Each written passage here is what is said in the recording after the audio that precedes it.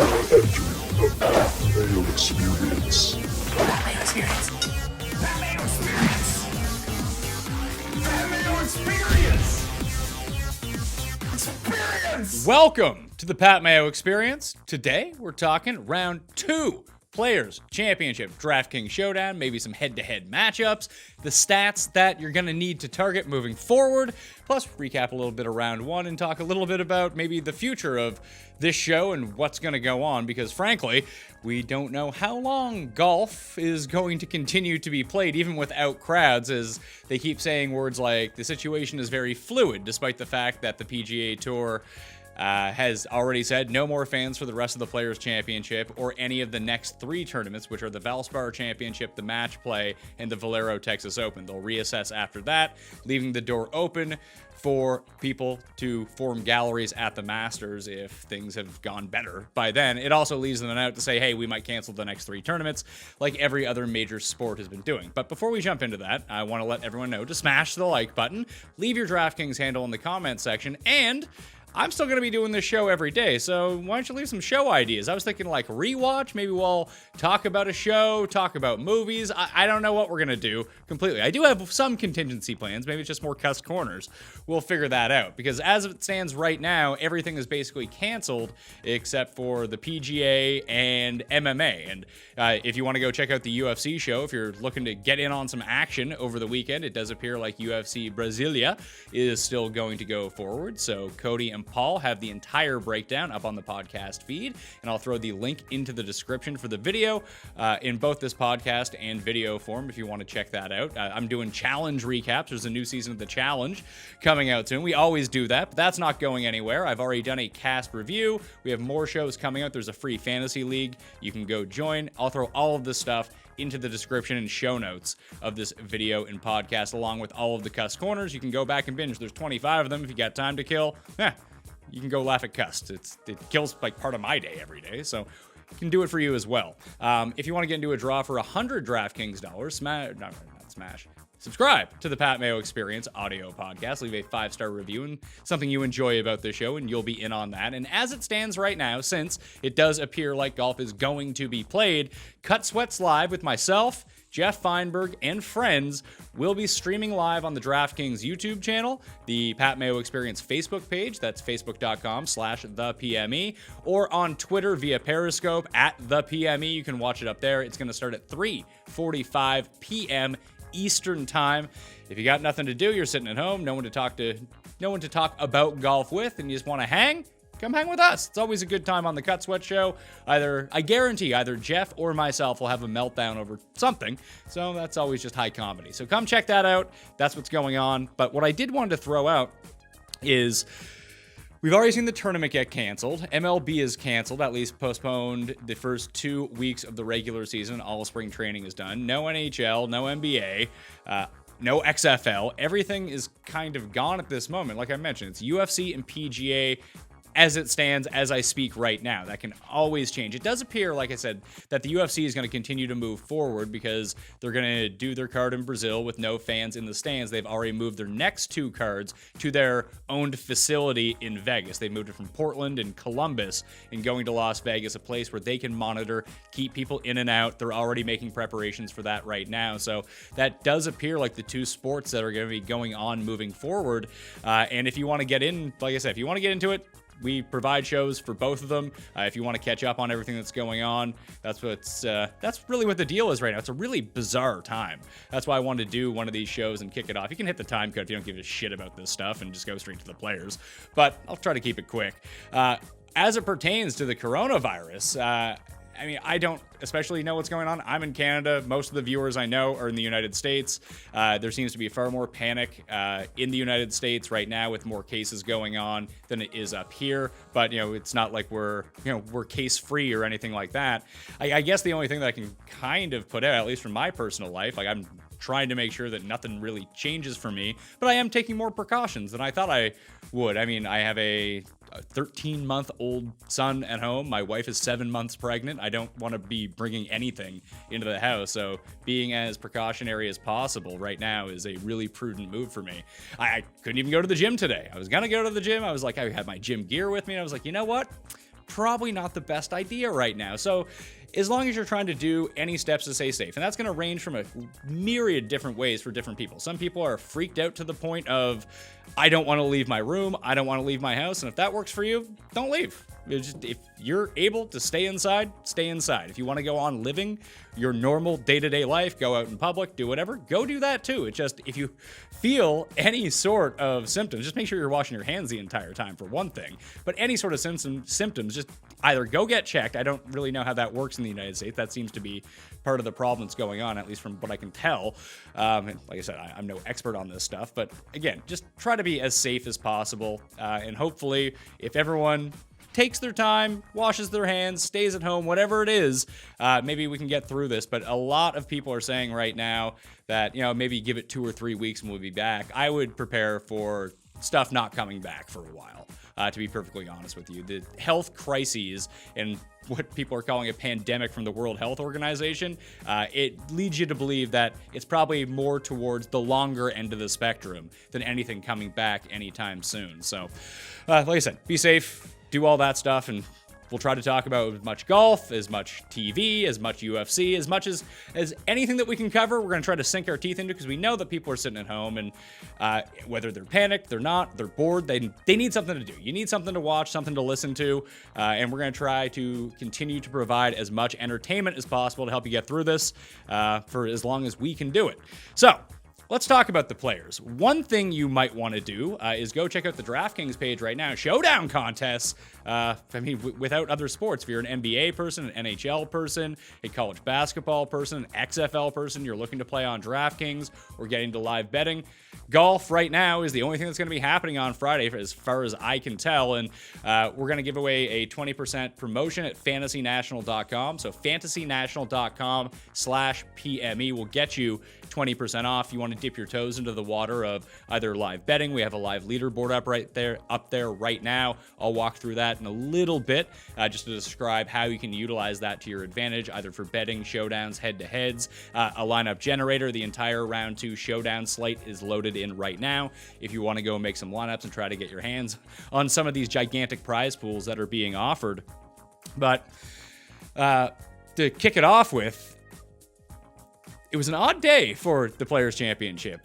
Just kind of looking at the leaderboard right now, I watched most of the afternoon wave, which ended up playing far more difficult than the afternoon wave did. I don't have the official scores in because I'm recording this right as the final players are getting off of the course. So, official scoring in, but just looking at the leaderboard right now with Hideki in first place, putting day of his life. Rick Gaiman actually tweeted out that he could lose 1.6 strokes in each of the next 3 rounds and still end up with his best putting performance in a while after what he did today. He's 9 under.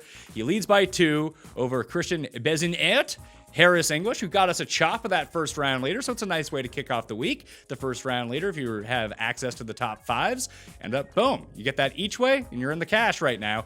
And out of nowhere, see, Kim, former winner of the Players, comes out scorching, chipping in for eagle on his second hole of the day, the par 5 11th, and just kind of didn't look back. I believe he made 1 bogey, maybe he made no bogeys, but it wasn't just the putting. Like, the putting was pretty good. Like, for example, Hideki shot 9 under, and the real difference was he gained 4.3 strokes putting, which is outrageous.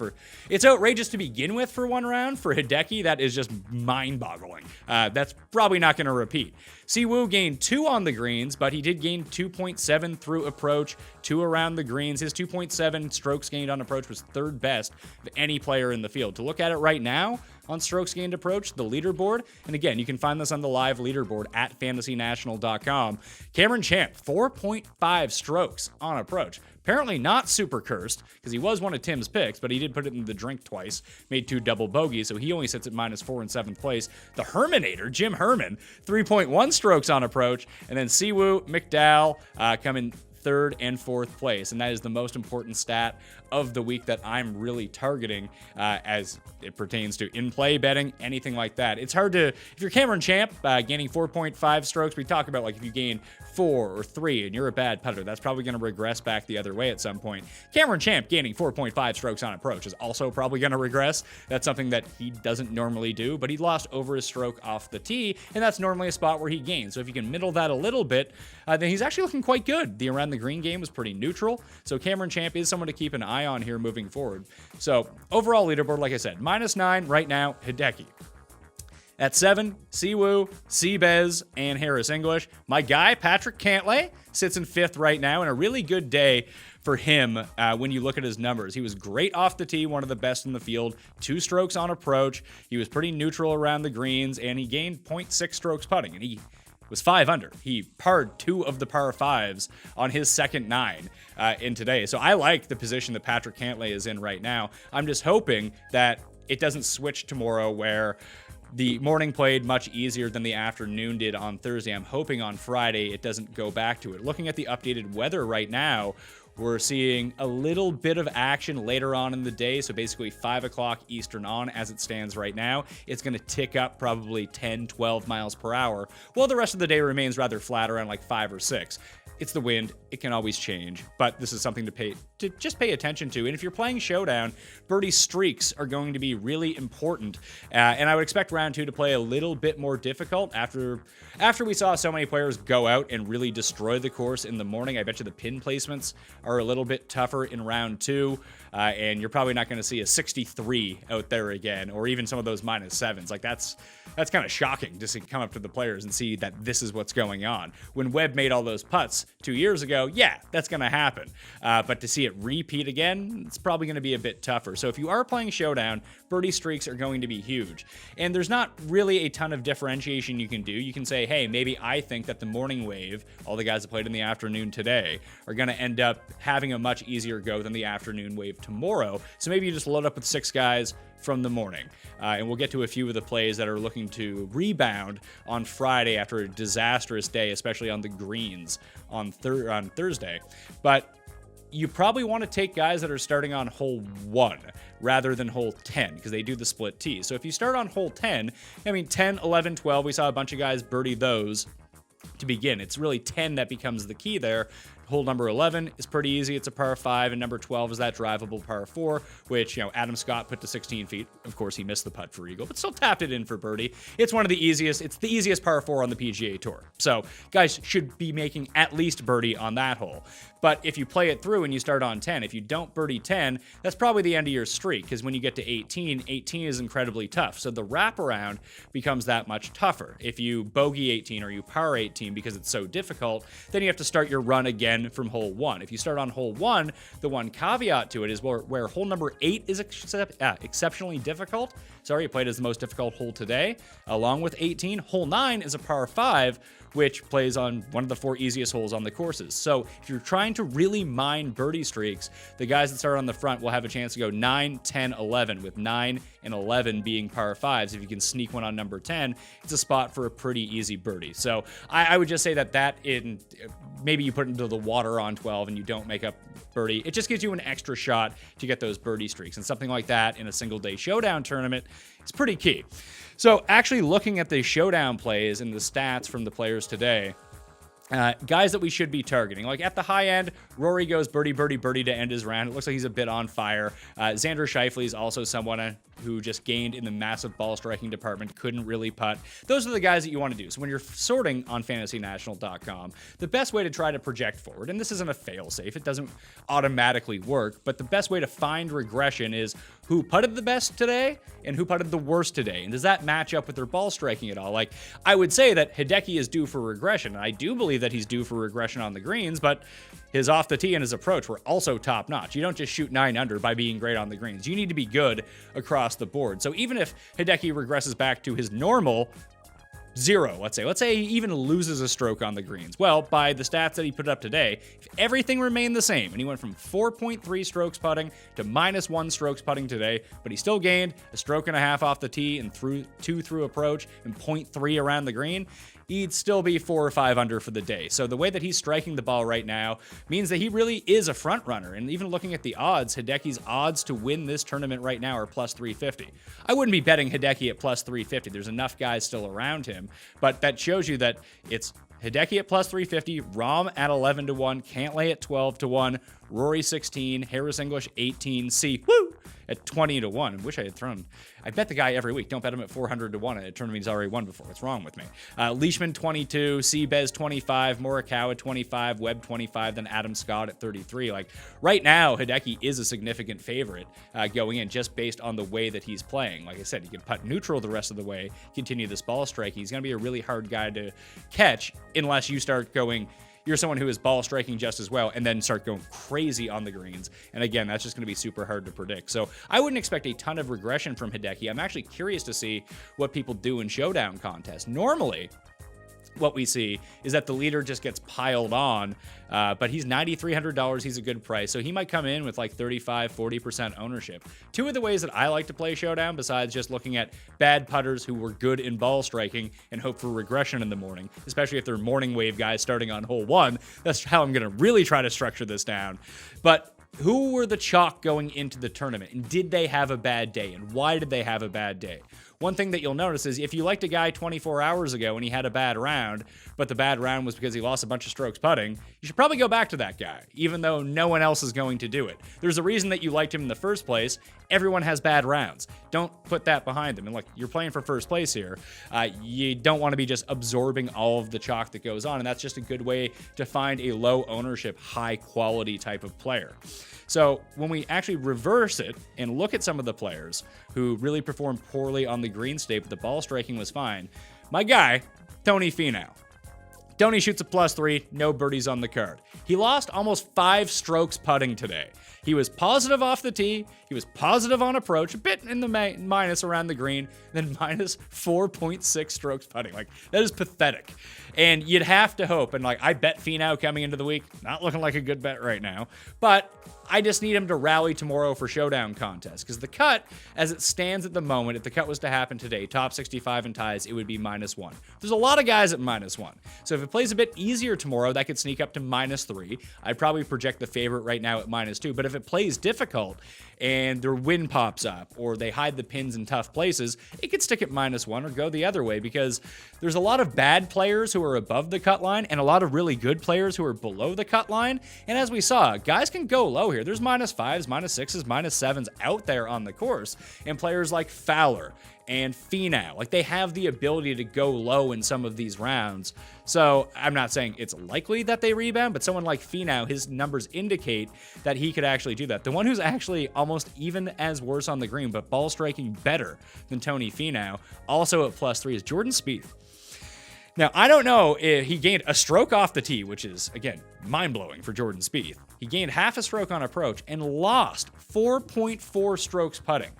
I mean, I can go back and look at Spieth right now, the last time that he lost that many strokes, but I'd wager it was back in that era when he was gaining all these strokes tee to green and couldn't make a putt, like at the beginning of 3 years ago. Searching the database right now on Fantasy National, his worst putting performance on record, Jordan Spieth, the 2015 Dell Championship. And in 2 rounds, he lost 4.2 strokes on the green for the tournament. He lost more than that in 1 round today. He's probably going to rebound on the greens tomorrow. That doesn't mean he's going to gain, 5 or anything like that, but get back to neutral, continue striking the ball this way. I actually saw 2 bets with him, and one that I'm probably going to get in on, like, to bet him, I mean, at +3 to come back and chase down the guy at -9. That's probably not going to happen. But for showdown purposes, he's $7,400. If he does start running hot with the putter, and we know Spieth can do that. Let's say all of a sudden the ball striking remains the same and he does gain 4 strokes tomorrow. Well, he's probably going to have the low round of the day based on the way that he played today. But against Fowler and Justin Thomas, he's +350 to beat them tomorrow. And normally I just say, Spieth is washed. Don't worry about him. And of course, the driving especially seems to be very atypical of what he's up to. That could go back in the minus, no problem tomorrow. That's a huge number to play against Justin Thomas and Ricky Fowler, who both themselves didn't play very well. Looking at Justin Thomas, he lost ball striking. He was horrendous off the tee. The approach, as usual, very good, but he was in the woods, he was in the water. It was a very poor performance with the driver from Justin Thomas today. If that persists, he's not going to gain a bunch of strokes. He's going to be in the water again. He's going to bleed it away. Fowler was just a disaster across the board. Lost 2 off the tee. Lost almost 1 on approach. He was neutral putting. He didn't even lose strokes putting. He lost almost 2 strokes around the green. It was a very weird, Ricky day. So maybe he does rebound, but at least looking at it statistically, in that 3-ball, Justin Thomas is a plus 150, Ricky Fowler is a plus 190, and Spieth is almost double their odds. You get 3.5 to 1 on your money. If Spieth can sneak out a win, and by the stats, he should at least be probably plus 210 based on the way that he played today going in, and you're getting way more than that. So that's a bet that I like going in. Spieth, someone along with Finau, you can probably use in showdown contest and feel pretty good about it. Overall ball striking, like someone like Jim Herman gains 4.2 strokes ball striking. That's strokes gained ball striking. If you're looking at our live leaderboard on Fantasy National, that's strokes gained off the tee plus strokes gained on approach. That's not a number that the Herminator hits very often. So that's probably regression too. If you click on the names of the players, you can go see how they've done over the past 5, past 10, and see those numbers for entire tournaments. And if they're just completely out of whack with everything that you see, you'd have to think there's probably some regression coming from that aspect. One of the other under the radar plays, currently T37, I was actually looking to bet him outright. I don't know if I'm going to pull the trigger on it or not, but if you can find like a top 10 or a top 5, I know some of those odds are still available out there, but I found him at 200 to 1. Maybe I'll play it. You know what? I'll throw $10 on Lucas Glover to win this tournament, along with his top 5 each way, which pays 50 to 1. So if he comes inside the top 5, I get $500. If he wins, I get $2,500, the each way plus the outright. But today off the tee, he gained 1.3 strokes on his approaches. Gained 2 strokes around the green. 1.1 strokes lost. 3.1 strokes on the green. Glover, historically, not the greatest putter, but he's not usually this bad. And maybe that tee to green performance doesn't keep up, but you can mitigate a lot of factors. He's already 2 under. It's not like he's Spieth or Finau sitting at plus 3 where he basically has no chance to come back and win. Hal Sutton was the last player to win the Players Championship by firing an over par round in the first round. It's funny because it's a narrative thing, but it's funny that Rory was able to claw back to even. So, he's technically still alive in this. The narratives aren't working against him. The Bermuda surface is Glover's worst, and he has been bleeding strokes. So, for example, at API last week, he lost 2.8. He lost 3.7 at Honda on the greens, and then at Mexico, 3.2. So he lost more in this one round, basically, than the average of his past 3 4-round tournaments. Actually, he missed the cut at 2 of them. So his per round is about half of what he actually lost today. So maybe he bounces back the other way. In the 2 weeks before that, at Pebble and the Farmers, he gained over 3 strokes both times. So maybe he can recapture a hot putter here, keep that tee to green game going. Most of the books have actually factored in a lot of the tee to green guys with the poor putting into their odds. Like, I thought that Brooks was kind of heating up towards the end of his round. It was nice to see, but he's 33 to 1. He's now worse odds than he was, and I think he's sitting at 2 under. Scheifele, Adam Scott, all guys that really seem to get it going towards the end of their round, are all just being priced probably as they should be. It's kind of funny to think of it that way, but it seems like the books have actually caught up to what the stats are telling us. But Glover, he's sort of an outlier in this situation. Currently sits at -2. Did very well in the ball striking department. He was 5th in ball striking today, and tee to green, he was 1st in the field, just ahead of Siwoo Kim, Hideki Daniel Berger, and Patrick Cantlay. So he's another under the radar live bet showdown play. Trying to look at, it was the 2-ball that I was, or the 3-ball that I was looking at that I thought was very interesting. I was like, oh man, Lucas Glover, this is going to be perfect. I'll smash him at like plus 200 against whoever he's going against. The problem is in his group, it's Scott Brown and Cameron Tringali who reek, so he's even money to win his 3-ball. That's not a good bet when you're Lucas Glover, because things could always go the other way because you're Lucas Glover. If the tee to green is just a bit off and he repeats that putting performance, not likely, but definitely within the realm of the stage of outcomes that we're thinking about here, that he could really go badly very quickly when we look at it. So overall, the other one I was looking at was Martin Laird. Martin Laird gained a ton on approach today. 2.2 strokes on approach, 1 off the tee. So those are the under the radar guys. He's $6,100 in round 2 DraftKings Showdown. That if you really wanted to go out and take some of those guys, I'm looking at it here. Kyle Stanley, Martin Laird, and Wyndham Clark. It's funny because Wyndham Clark is another one who had a really good day ball striking, a really bad day on the greens. So I don't really like to, if it was not Wyndham Clark, it was Stanley and someone else who had either a neutral day or a hot putting day but a bad iron day, that would be a pure smash spot for me with Martin Laird. Might even parlay him and Spieth together and get like 10-1 to see if that works out. Because I like to get greedy with this stuff. But against Wyndham Clark, who rates out kind of the same way, that's probably not a 3-ball that I really want to get into. And both those guys, again, pretty good for the showdown contest if you can figure out how to build at the top. And if we are building at the top and thinking about showdown, Rory remains the most expensive player. He was leaving a lot of stuff right today. He's from the school of right. Whether it was on par 5s on approaches, on par 3, short-siding himself in a lot of these bunkers. And for a while, it looks like the putter was going to let him down. But then he starts making these big ones. But he actually lost 1.3 strokes tee to green. And Jon Rahm, I actually think, is someone you can potentially fade in head-to-heads. Like, just watching his round, he was not sharp whatsoever, but he was making every putt. And it reflects it in the stats. Minus 1.3 on approach, plus 3.4 on the greens. He was in the negatives ball striking, 1.4. He has one of the most reverses. Like, when we look at it, we want to look at bad putting, good ball striking. Hopefully the putting goes back to neutral tomorrow. The ball striking stays the same. Now, Rahm can always improve his ball striking. He's an elite player, but I wouldn't expect him to gain 3.4 strokes on the green again. So, man, just take a look at Brooks here. Brooks is kind of the other way. Brooks was fine ball striking. He sits at -2. His around the green game wasn't good, and he just gained marginally in the putting department. 0.4 strokes. He could definitely improve on that tomorrow. So let's see what they're giving us right now. If the books are calling, of course they don't have it up right now. Thanks. Let's see. Koepka. Here we go. Koepka is, oh Jesus, Koepka is plus 250 against Rory and Rahm. I think I'm going to add that one to the list too. Brooks plus 250 to win his 3-ball. He played the best of these 3 guys today. Statistically, he didn't do it with smoke and mirrors, and I actually thought that he got better as the round went along. I know sometimes you saw him in the pine straw, or he tried to hit a bunker shot that stayed in the bunker, but he was able to persevere this entire time. He didn't make any hugely crippling mistakes. He was a bit rusty to begin the round. Maybe he recaptured something towards the end, and all of a sudden, I bet Brooks at 40-1 before the tournament started. Hopefully he can continue to work his way up that list. I do like him at plus 250. I wonder if I parlay him in Spieth, what's that end up paying?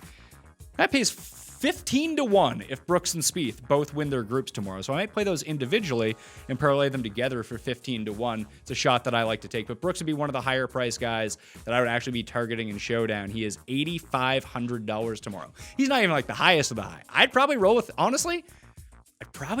Cantlay or Hideki once again. Like, Dustin's irons were bad today. The putting was bad. Maybe he recaptures it, but Cantlay was all over the ball striking, just like Matsuyama was. So I think I would probably roll those 2 out again and hope to get lucky with it. The other guys, in terms of approach, from the very high end was Justin Thomas, but he just lost so much off the tee. So, well, even though I'm betting against Justin Thomas, if you think that he can get his driver back working tomorrow and the irons stayed the same, that seems to be a pretty decent situation to go with. Xander was the other one. Xander was immaculate ball striking today, and we even saw that if you watched even the end of the round. His shot on 18 was just fucking nails. He lost almost 2 strokes putting. He gained 3 strokes tee to green. He's currently at -2. He was one of the ones that I wanted to go bet, say, oh, Xander's going to make a charge here. I'm going to get sneaky.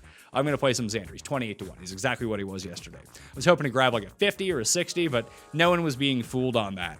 Let's see what he's up against Scott and Rose. Rose is plus 350. Yeah, plus 130 for both Scott and Scheifele tomorrow in their 3-ball. Rose is plus 350. That's probably a stay away. I prefer the Brooks and I prefer the Spieth over Scheifele in that regard. But I do like Scheifele a lot because Scott also played pretty well.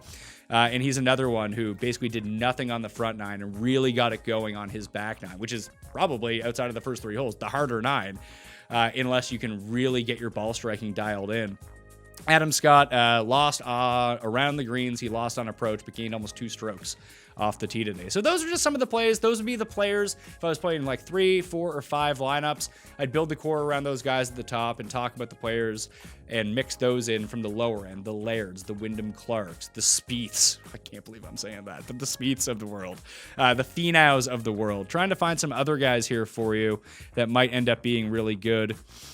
Corey Connors putted okay today, which kind of worries me that he's like due for a Ben and -8 putting, but the ball striking per usual was pretty on point. Berger actually lost strokes putting. He was -4 today, 2.5 strokes on the ball striking department.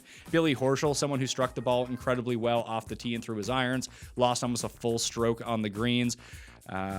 We talked about Spieth. Kisner's another one who's had success at this tournament before. He's currently -1. He gained almost 2 strokes tee to green, lost almost 2 on the greens. He's someone who's shown a proclivity to be a pretty good Bermuda grass putter. He's won on a Pete Dye course in the past, has had success at other Pete Dye courses. Let's see what the old Kisman is up here. He's up against Willett and Troy Merritt. Plus 150 is not terrible. I wonder what his outright is going to be. Sorry, I'm looking this up on the fly, but we're doing it just... Oh, Kevin Kisner, 200 to 1. Huh. That's interesting. So Kiz, 200 to 1. Glover, 200 to 1. If you play with the each ways, I think that's the only way that you want to do this, because coming back from 8 strokes down is certainly doable. Like, if Hideki has a bad round, everyone's kind of back into it. But if those guys continue to gain tee to green and they can churn out a top 5, a 50 to 1 on a top 5 is nothing to sneeze at, especially if you go like 10 and 10.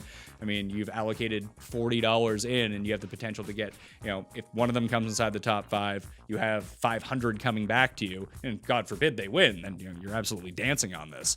I'm just trying to find some of the other guys who are down here on the list that rate out well. It's no one really. Horschel, 125.